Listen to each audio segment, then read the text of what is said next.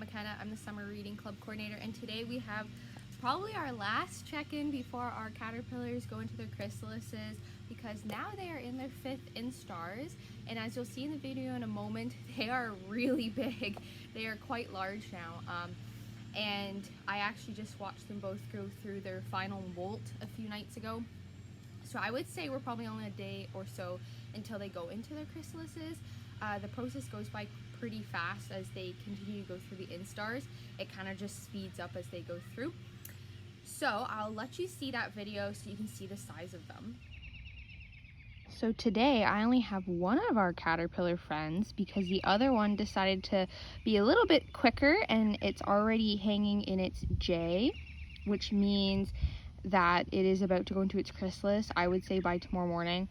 And this little friend was crawling all around kind of looking for a spot to form its J. So I would say that it's about to go in probably tomorrow. So this is the size of a 5th instar caterpillar. These two grew so quickly, it was incredible. And as you can see, he's kind of looking for somewhere. And now you can make out their face right there, and their 2 antennae. Their 2 back antennae, and all of the striping and the coloring. Here's a caterpillar hanging in its J. You can see that this one's quite curled up, so it almost looks like an O, but I would say that's because it's pretty close to going into its chrysalis, and right before it goes in, it'll relax a little bit into more of a true J shape. So as I mentioned, our caterpillars are probably only a day or 2 away from going into their chrysalis, or their chrysalises, if that's the proper plural name for them. And once they are prepared to go into their chrysalises, they will crawl up and try to find a place to hang from. So in nature, this could be a tree branch, even a milkweed plant. It could be a flower stalk or a plant stalk. If it's near your garden or near your home, people have found them on doorknobs, on the side of brick homes, on windowsills, some pretty crazy places. But they want to try to hang. So you can find a chrysalis that is up against something, but it's more likely you'll find a chrysalis somewhere where it's able to hang. And this is because when the caterpillar goes to what's called pupate, or go into the chrysalis, or really become the chrysalis, they want to hang in a J formation, which we talked about in a few videos ago when we read the book with the flipping tags.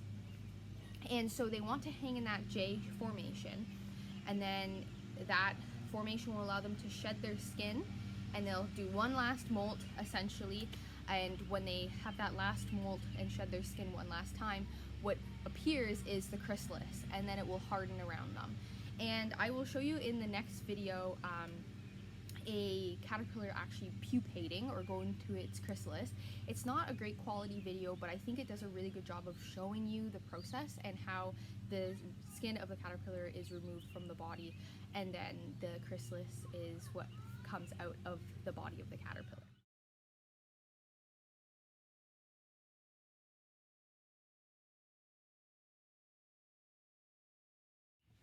So today I have 2 storybooks for us, and the first one I have is called Caterpillar Dreams, and I'm very excited to read this one because I can only imagine all of the dreams our caterpillars are having right now about becoming beautiful butterflies. So this is Caterpillar Dreams by Clive McFarland and published by Harper. Caterpillar Dreams. Henry has a dream. He wants to fly. His whole life, he's wanted to see the world outside of his garden. Night and day, Henry dreams of going on amazing, incredible, impossible-seeming adventures. But Henry's just a little caterpillar. And how is a little caterpillar ever going to see all that the world has to offer? See him down here? Little itty-bitty caterpillar. His friends don't want Henry to leave the garden. It's safe here, says Snail. It's where your friends are, Worm tells him. Seriously, Henry, an adventure? Sounds exhausting, Slug says with a sigh. Only Toad understands. Here's the thing with dreams, Henry. If you don't chase them, they'll always get away. Henry's determined not to let his dreams get away. "Hi, bird. I want to go on an amazing, incredible, impossible seeming adventure. Will you take me?" "I'm waiting for my eggs to hatch, but I can help you get over the wall," says Bird. "Perfect," says Henry. But on the other side of the wall is a busy road. "Hi, Mole. I'm going on an amazing, incredible, impossible seeming adventure. Can you help me?" asks Henry. "I can't go on an adventure today. I need to finish my tunnel under the road," Mole mumbles. "That's okay. I'll help," says Henry. So they tunnel together. But the other side of the road is a big, big lake. "Hello, fish. I'm going on an amazing, incredible, impossible seeming adventure. Want to come along?" "Oh, I could never leave my lake, but I'm happy to help you across." "Awesome," says Henry. Look, he's riding on the back of the fish. Henry flew over a wall, burrowed under a road, and crossed the lake, but still his adventure had barely even begun.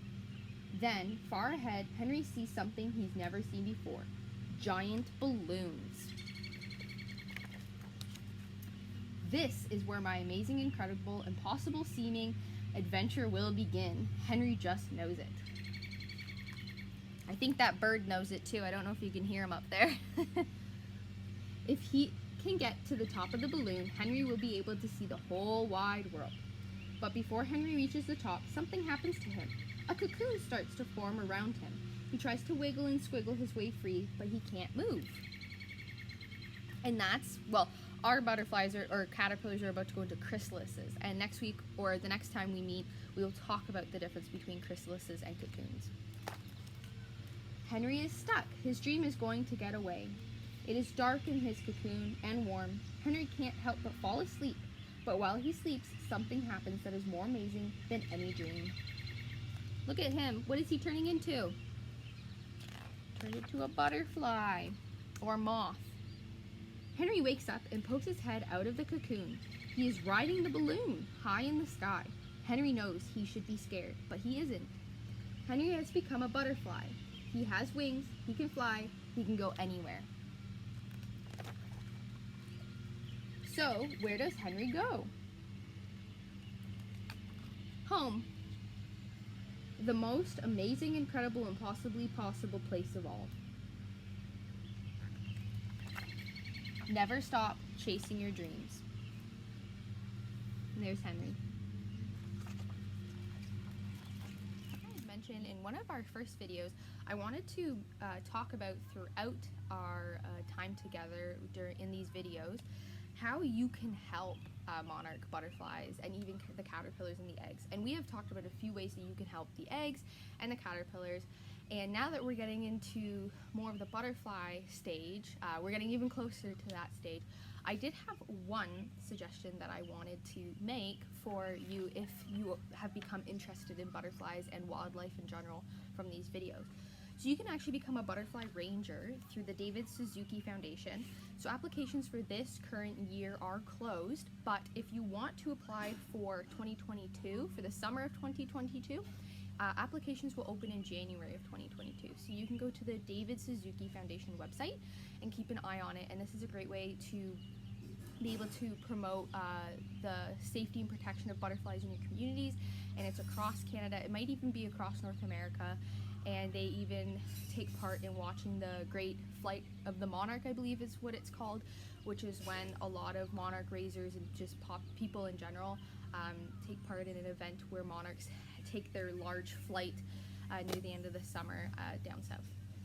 So if that's something that interests you, I would definitely look into it. I think it would be a super cool opportunity for people who are interested in helping the butterfly population. So I have another storybook for us today. It is called Waiting for Wings by Lois Ehlert and published by Harcourt Inc. Waiting for Wings. Out in the fields, eggs are hidden from view. Do you see any eggs? I don't see any eggs. Clinging to leaves with butterfly glue. Soon caterpillars hatch. They creep and chew. Look, that one definitely looks like a monarch, and I would say that one's a swallowtail. And this one might be, there's a funny one called a pipevine swallowtail. They're kind of funny looking, so it could be that. Each one knows what it must do. Find a place where winds don't blow. Oh look, that's what our caterpillars are about to do. Hang upside down. Then make a case in which they grow. So that one's our monarch butterfly chrysalis.